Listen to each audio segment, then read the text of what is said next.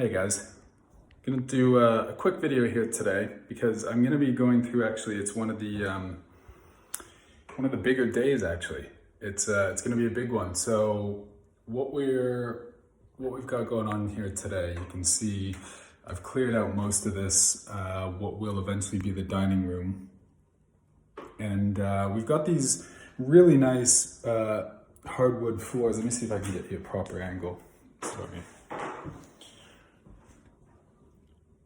These nice original floors, they're just looking a little bit tatty. So we're gonna go and we've rented a couple of sanders, floor sanders, from the nearby rental tool hire place.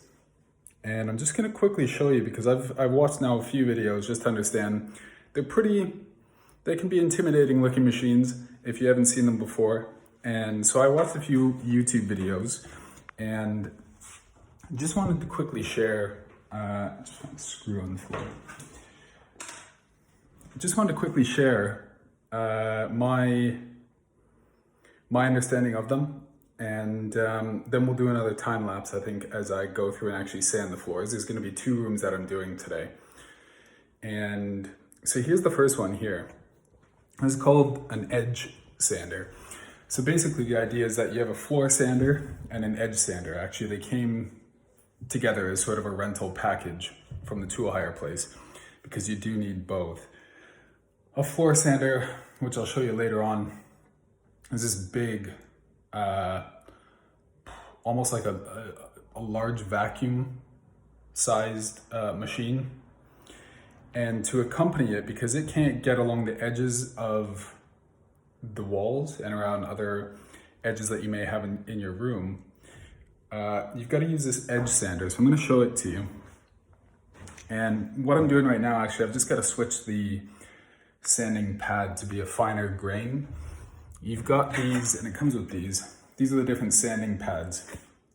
And so this is 120 grit, which is going to be the finest, meaning that it's going to take, and you can see this one in comparison to, I haven't got a larger one here. This one's an 80, which is, you won't be able to see it on the camera, but I can feel it.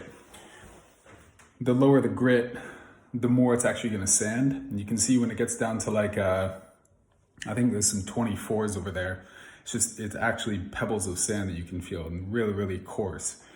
And so the 120 is what I'm going to be using in both of the rooms. Actually, I suppose I could probably do an 80. I've got an 80 on there now.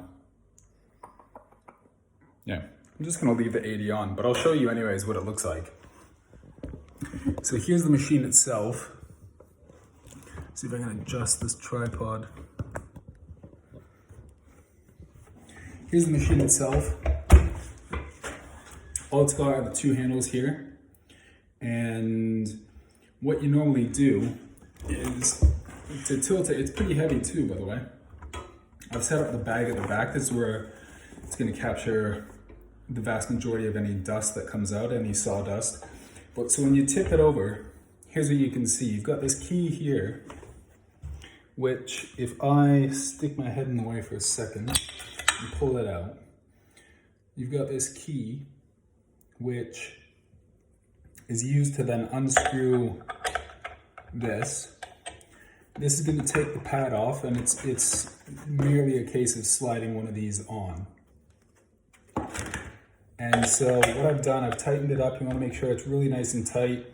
If it's not nice and tight, you're going to have this bolt scratching your floor. And so that's on there pretty tight now. And so I'm going to go ahead and pop the key back in. It's actually a quicker tutorial than I thought, because I am going to stick with the 80 grit paper in there. And then you can see these rollers, these balls on the bottom.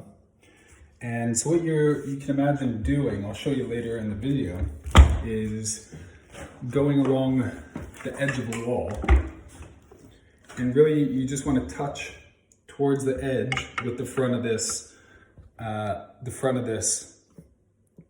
sanding pad. And so you'll go along, you'll do a little section,